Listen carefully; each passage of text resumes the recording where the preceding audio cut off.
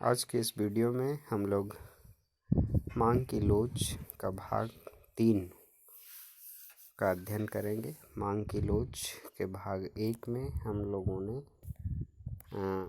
मांग की लोच का अर्थ के बारे में जाना, जिसके अंतर्गत हम लोगों ने मांग की लोच का अर्थ, उसका फार्मूला, ग्राफिकल प्रेजेंटेशन का अध्ययन किया। साथ ही साथ मांग की लोच के प्रकार, जो 3 प्रकार के मांग की कीमत लोच, मांग की आय लोच, मांग की आड़ी लोच का भी अध्ययन किया।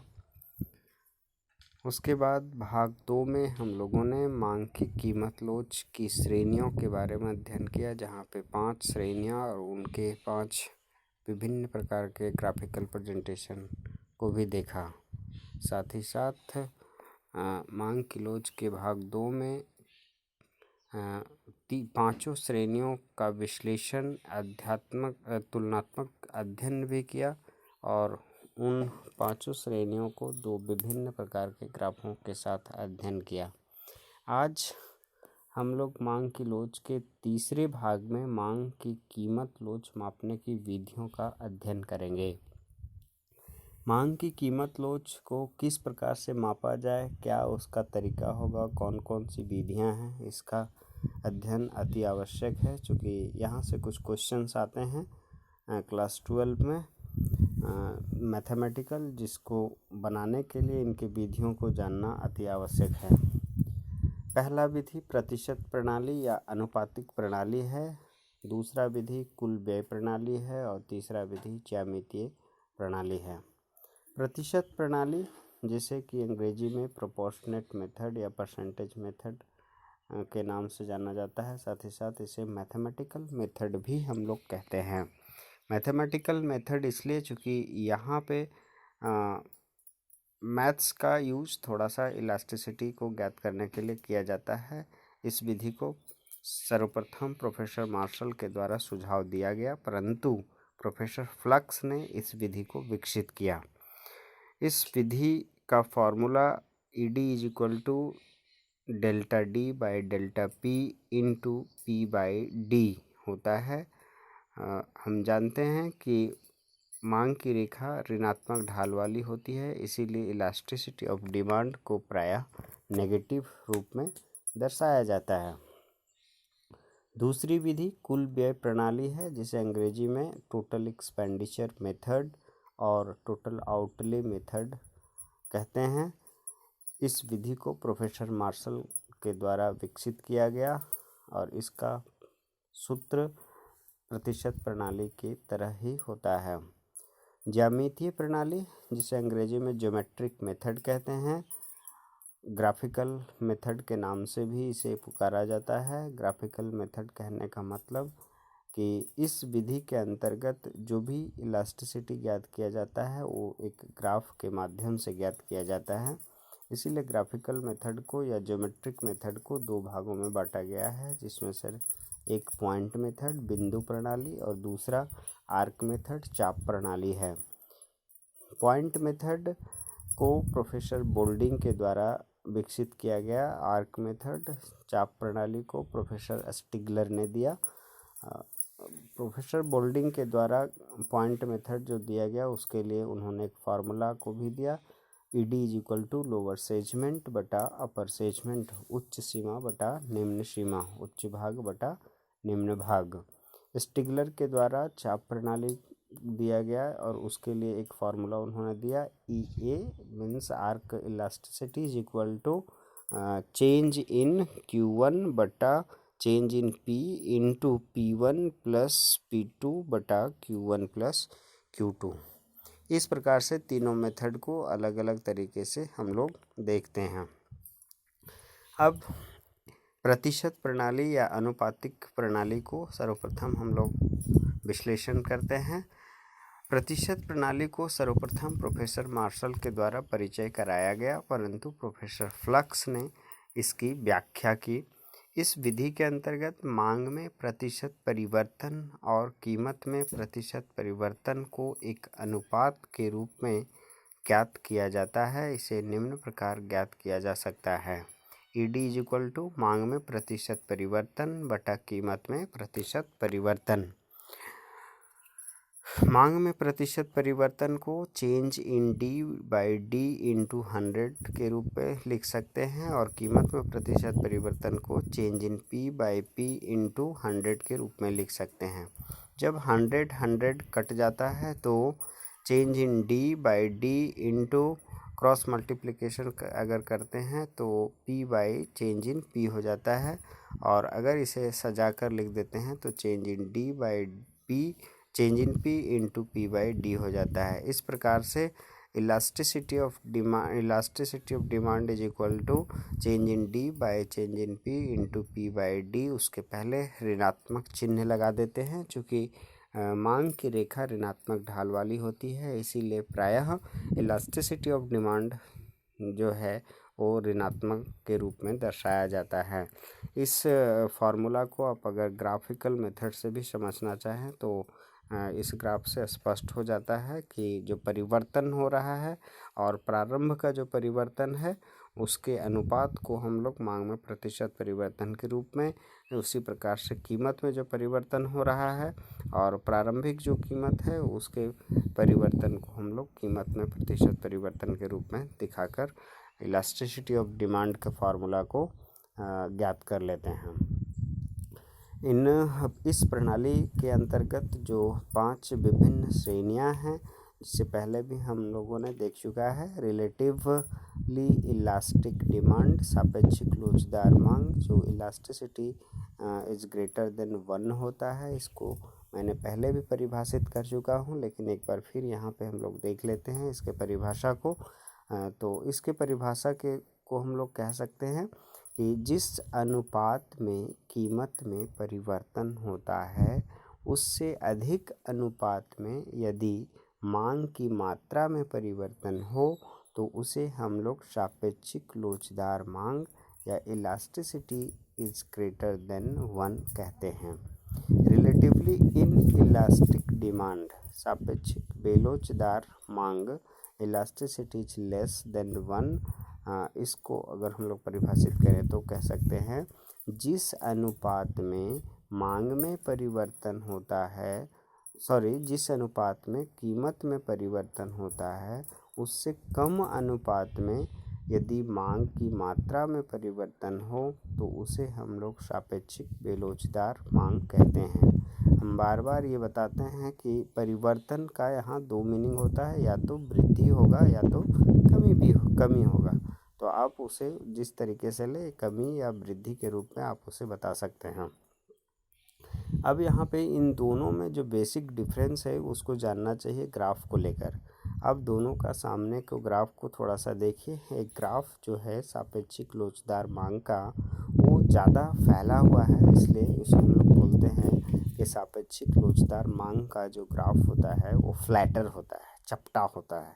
लेकिन सापेक्षिक बेलोचदार मांग की अगर रेखा को हम लोग देखते हैं तो स्टीपर होता है, अधिक ढाल वाला होता है।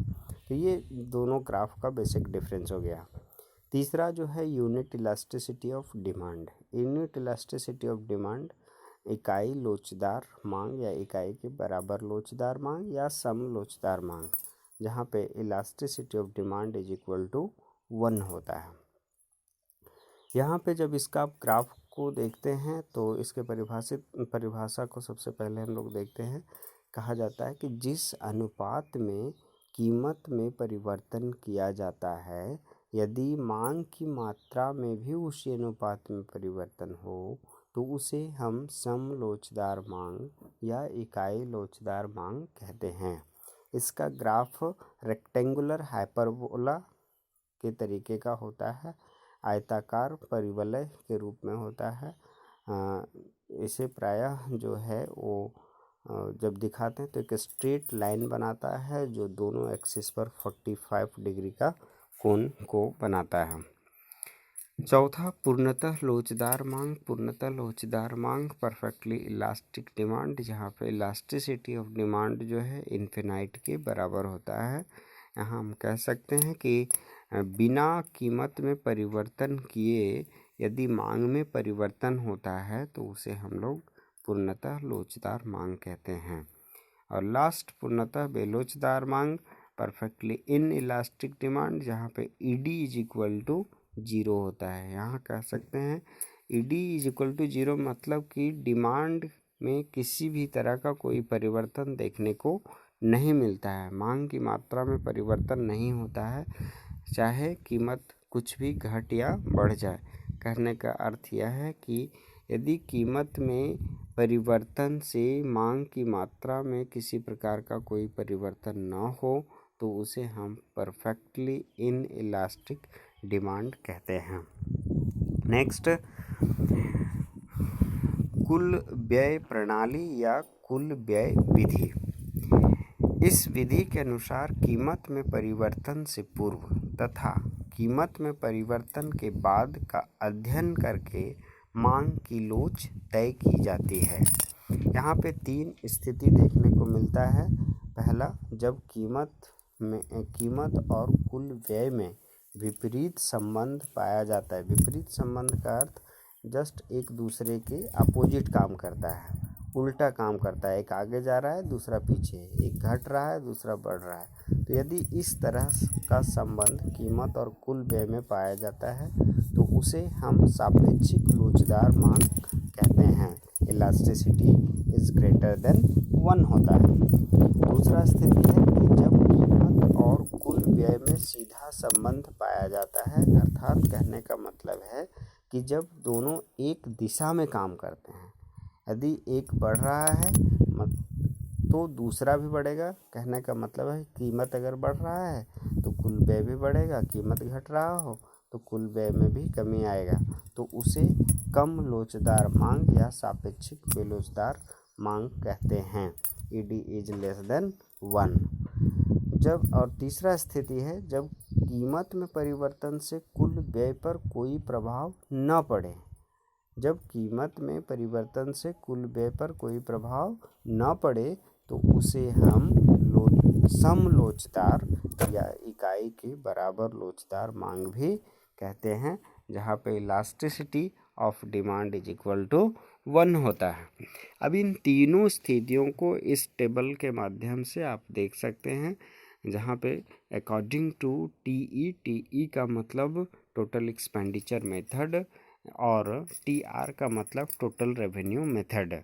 टोटल एक्सपेंडिचर मेथड को टोटल रेवेन्यू मेथड भी कहा जाता है। कुल व्यय प्रणाली को कुल आगम प्रणाली के नाम से भी जाना जाता है, अर्थात टोटल रेवेन्यू और टोटल एक्सपेंडिचर आपस में बराबर होते हैं। तो यहाँ पे तीन स्थिति हम लोग देखे थे, तीनों स्थिति को यहाँ पे देखते हैं। इन्वर्स रिलेशन अर्थात विपरीत संबंध जब पाया जाता है तो प्राइस बढ़ रहा है एक्सपेंडिचर घट रहा है, या तो फिर प्राइस घट रहा है एक्सपेंडिचर बढ़ रहा है, तो ऐसी स्थिति में elasticity of demand is greater than 1 होगा। दूसरा सिचुएशन जो था डायरेक्ट रिलेशन, सीधा संबंध। सीधा संबंध कहने का मतलब कीमत बढ़ रहा है और एक्सपेंडिचर घट रहा है। कीमत बढ़ रहा है एक्सपेंडिचर घट रहा है, सॉरी एक्सपेंडिचर भी बढ़ रहा है, कीमत घट रहा है एक्सपेंडिचर भी घट रहा है, अर्थात दोनों जब एक ही दिशा में, कीमत और व्यय एक ही दिशा में यदि काम कर रहे हैं तब इलास्टिसिटी ऑफ डिमांड जो है वो लेस देन 1 होगा। और तीसरा स्टेज जो है थर्ड, टोटल रेवेन्यू या टोटल एक्सपेंडिचर कांस्टेंट है, स्थिर है, और वैसी स्थिति में जब कीमत बढ़ रहा हो या कीमत घट रहा हो और टोटल एक्सपेंडिचर में, कुल व्यय में या कुल आगम में किसी तरह का कोई परिवर्तन न हो तो इस स्थिति में elasticity of demand is equal to 1 होता है। प्रोफेसर लिफाफस्की ने सापेक्षिक बेलोचदार मांग को निम्न सूत्र के द्वारा दर्शाया है, जो सूत्र नीचे लिखा हुआ है बॉक्स में। EP is equal to 1 minus E1 minus E0 बटा D0 into P1 minus P0। D0 जो है इनिशियल डिमांड, प्रारंभिक डिमांड है, P0 जो है वो आपका प्रारंभिक कीमत है, और P1 जो है करेंट कीमत है, और E1 जो है करेंट इलास्टिसिटी। नेक्स्ट मेथड हम लोग देखते हैं ज्यामितीय विधि या ग्राफिक प्रणाली। इस विधि के अंतर्गत मांग की लोच बिंदु प्रणाली और चाप प्रणाली के माध्यम से ज्ञात किया जाता है। अर्थात इससे पहले भी हम लोगों ने देख चुका है कि इस विधि को दो भागों में बांटा गया है, एक बिंदु प्रणाली और दूसरा चाप प्रणाली, पॉइंट मेथड और आर्क मेथड। बिंदु प्रणाली को सर्वप्रथम देखते हैं। इस विधि के अंतर्गत मांग की रेखा पर दर्शाए गए विभिन्न बिंदुओं के आधार पर मांग की लोच ज्ञात किया जाता है। इसे ज्ञात करने के लिए सर्वप्रथम हम लोग एक ग्राफ बनाते हैं और उस ग्राफ में एक सीधी लाइन जो दोनों अक्ष पर 45 डिग्री का कोण बना रहा है खींचते हैं और उस लाइन पर एक बीच का पॉइंट हम लोग लेते हैं और उसके ऊपर 2 पॉइंट, उसके नीचे 2 पॉइंट लेते हैं। जो बीच का पॉइंट है वो इलास्टिसिटी इज इक्वल टू 1 होता है, elasticity of demand is equal to 1 होता है। इसके लिए फार्मूला दिया गया है, मांग की लोच दिए गए बिंदु पर, जिस बिंदु पर आपको निकालना है उस बिंदु के लिए आपको फार्मूला यूज करना पड़ेगा, बिंदु से मांग वक्र का निचला भाग बटा बिंदु से मांग वक्र का ऊपरी भाग। तो उसके आधार पर हम लोग ये 5 प्रकार का मांग यहाँ भी देख लेते हैं। Elasticity of demand is equal to infinite, greater than 1, equal to 1, elasticity of demand is less than 1, elasticity of demand is equal to 0। दूसरा जो इसके अंतर्गत मेथड आता है चाप प्रणाली। चाप प्रणाली जब कीमत में परिवर्तन के कारण मांग की दशाओं में बड़ा परिवर्तन होता है, यहाँ पे ध्यान देना है, कीमत में परिवर्तन के कारण मांग की दशाओं में बड़ा परिवर्तन होता है, तब मांग की लोच की सही माप ज्ञात करने के लिए इस विधि का अर्थात चाप प्रणाली विधि का प्रयोग किया जाता है। इसके लिए भी एक फार्मूला है, AD is equal to Q2 minus Q1 बटा Q1 होल का बटा P2 माइनस P1 बटा P1। इस फार्मूले को इस ग्राफ के माध्यम से हम दिखा सकते हैं, जहाँ पे OX पर डिमांड और OY अक्ष पर प्राइस को लिया गया है, एक आर्क खींचा गया है, एक चाप खींचा गया है, उस चाप पर 2 बिंदु लिया गया है। इन दोनों बिंदुओं को ज्ञात करने के लिए यहाँ पे इस फार्मूला का प्रयोग किया गया है। तो इस प्रकार से हम लोग तीनों मेथड का अध्ययन कर लेते हैं।